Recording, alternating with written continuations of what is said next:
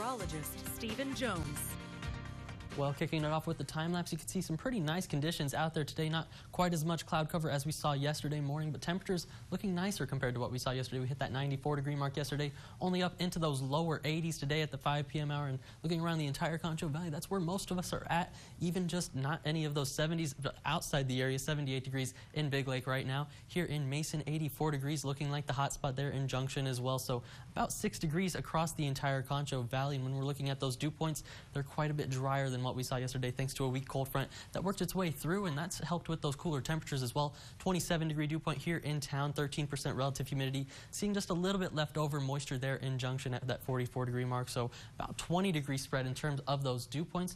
And when we're looking at that upper level pattern, we've been talking about it all week, this trough that's going to be sending its energy all our way. Look at this, this is by tomorrow at noon, just going to continue sending that energy overhead for the next few days, really leading to that severe weather chances over the overnights these next few nights.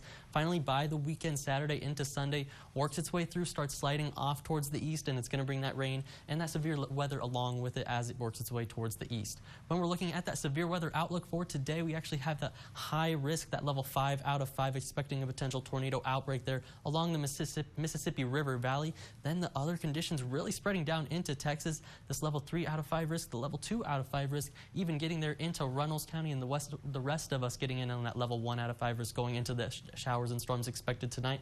Tomorrow, as we're looking at it, pretty similar conditions with that level 2 out of 5 taking over pretty much the entire northern half of the Concho Valley, and the rest of us still that level 1 out of 5 risk.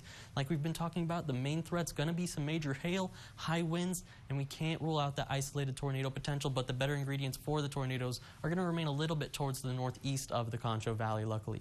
When we're looking at that radar across the nation right now, you can see we're getting all those severe thunderstorm warnings and already some tornado warnings there in Tennessee, with that expected severe weather here closer to home in the state of Texas.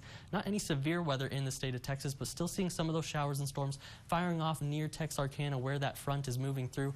Across the Concho Valley, just sitting with some of that cloud cover off towards Kimball County as well as towards McCulloch County right now. But when we're going into the futurecast, take a look at this, how the storms are going to develop going into the overnight hours. This is by 1 to 2 a.m. You can see already wanting to pick up a couple of those hail cores, potentially moving through a couple more through the overnight hours, as going to be pretty discreet and choose really where they want to go, not exactly going to be prominent. But then as we go into tomorrow night, look at more of them really starting to pop up. This is once again by 1 a.m. So we're looking at those potential overnight threats and really just going to continue. This one brings it right overhead for San Angelo, but like I said, this could pick and choose where it wants to go, and more of the same as we're going into that Friday night to Saturday time frame.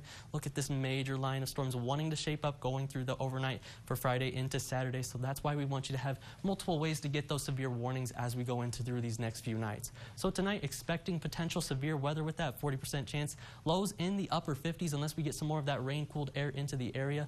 Tomorrow, daytime highs only pushing that 80-degree mark, maybe even a little bit cooler if we see some more of that rain-cooled air.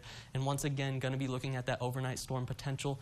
And that's going to be the story for the next few days until we get through Saturday. That's when the storms start to move off towards the east. But also with Saturday, going to see those cooler temperatures in place, 60 degrees there by Saturday. Overnight lows going into Sunday, potentially even a light freeze in some of those low-lying areas before we warm up and thaw out going back into next week with those 80s by Tuesday. That's going to be all for your 7-day forecast.